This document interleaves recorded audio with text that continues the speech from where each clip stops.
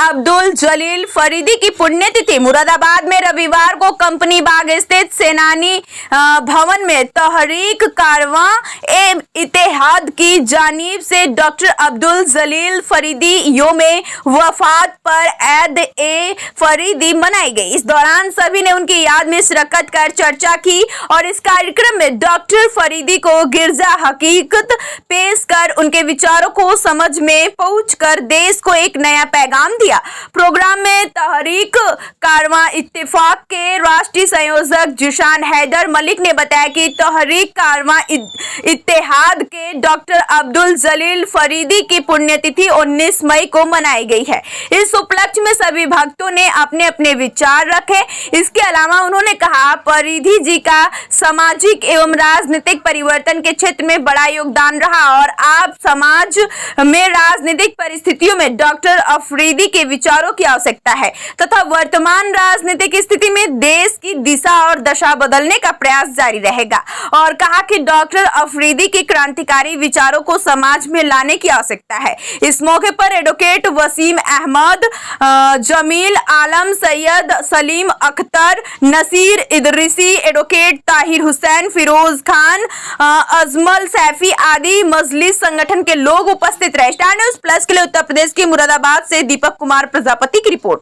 शपथ लिया कि संविधान की दायरे में संविधान को सुरक्षित रखते हुए हम इन लोगों के हक और अधिकार के लिए लड़ेंगे और हम आने वाले दिनों में निम्न वर्ग को और मध्यम वर्ग को एक मजबूत ताकत के बतौर उभारने का काम करेंगे। यही हमारी मिशन है।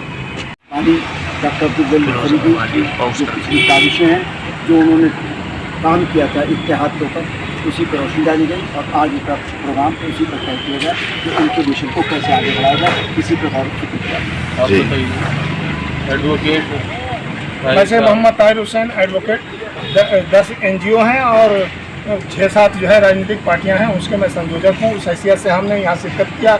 हमने देखा कि आज हालात मीटिंग की आज 19 मई को डॉक्टर अब्दुल जलील फरीदी साहब का, जिन्होंने मुस्लिम मजलिस बनाई थी यूपी में, उनका यौम वफ़ात था। उसे मनाने के लिए यहाँ स्वतंत्र संग्राम भवन में इकट्ठा हुए थे। पूरी यूपी भर से लोग आए थे और उन्हें खिराज अक़ीदत पेश किया है, उन्हें श्रद्धांजलि अर्पित की है और सब लोगों ने उनके मिशन को दोहराया है कि जो उन्होंने मुस्लिम मजलिस बनाकर पार्टी बना के एक काम शुरू किया था 1967 में, वो दम तोड़ गया है। उसे दोबारा जिंदा किया जाए और एक क़यादत उभारी जाए मुस्लिम में, जो सब लोगों को, दबे कुछ लोगों को साथ लेके चलने का काम करे और क़यादत करे और आइंदा आने वाले इलेक्शन में पार्टिसिपेट कर सके और अपनी रहबरी हिस्सेदारी की बात कर सके।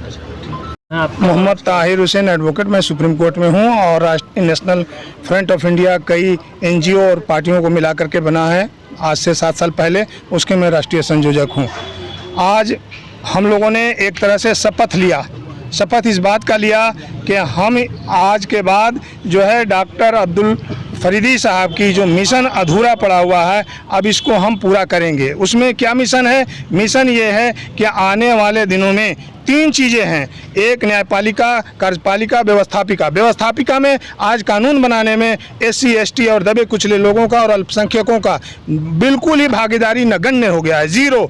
और इसी तरह से न्यायपालिका में देखा जाए तो न्यायपालिका जो है कार्यपालिका व्यवस्थापिका की प्रहरी है, लेकिन आज वहाँ भी देखा जाए तो उन्हीं लोगों के चंद मुट्ठी भर लोगों का ही कब्जा बना हुआ है। आज कार्यपालिका में हमारे नीचे स्तर में देखिए कि IAS IPS बच्चे हमारे नहीं बन पा रहे हैं, अच्छी नौकरियां नहीं ले पा रहे हैं। वजह क्या है कि शिक्षा में पिछड़ापन। तो इन सारी बिंदुओं को लेकर के हम एक पॉलिसी तैयार कर रहे हैं ताकि आने वाले दिनों में हम इस मिशन को कामयाबी तक पहुंचाएं। धन्यवाद।